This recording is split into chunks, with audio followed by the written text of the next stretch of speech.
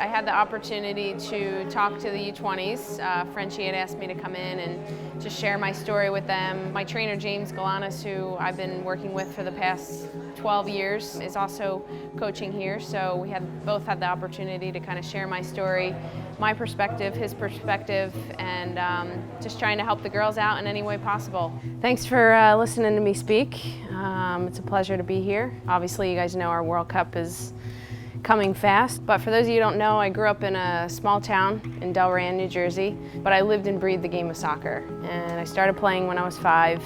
Anytime you can get somebody who's older, more experienced to come in and talk to us, it's great. It's phenomenal. We get to hear their story, what it really takes to get to the top, and anytime you can get that sort of insight, it's like nothing else. Throughout my youth career, I missed out on a lot of chances with the youth team, and as I look back onto my career, I was always the star. I was the star of my club team, I was the star in Delran, and it took me a while to kind of get going, and I was very intimidated. There were so many great players around me. Girls were fit, they were strong, and I struggled.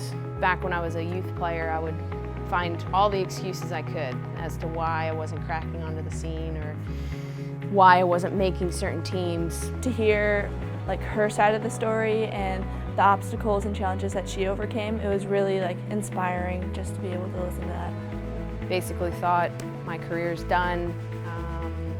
You know, I'll continue playing at Rutgers, where once again I was the star player. I helped build the program, but I think it's time to hang up the cleats because I didn't think that I could go any further. My dad ended up saying to me, there's this really, really great trainer, and when you get back, you should give him a call. So I ended up giving a call to this trainer, and it happens to be James, who's sitting over there. And it was the first time in my career where I felt like somebody understood me and that somebody had belief in me. Obviously, the rest is history. She is such a phenomenal soccer player. She has done so much for the women's game, and the fact that you're in the same room with her and like she's a human just like you it's crazy. The thing that inspired me the most listening to her speak to us tonight was probably to compete against yourself.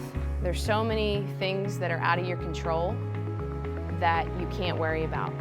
And I go through it on a routine basis here. You just got to grind, you got to roll the sleeves up, and you got to get to work. I took away 2 things. One, that it's not enough to just go to training, go home, you're getting better in your training environment. You really have to work on your weaknesses, and really turning your weaknesses into your strengths is what will help you get to that next level. Your talent's not enough. For me, I relied so much on my talent for up until the U-21 days. If I wanted to give 80% one day, I gave 80. It was better than most people's 100. But I learned that just because you're talented doesn't mean that you're going to get to the top, and doesn't mean that you're going to stay at the top. But I'm still learning. I'm 32, still learning, still want to get better, and obviously want to go win that World Cup in 20-some days. All right.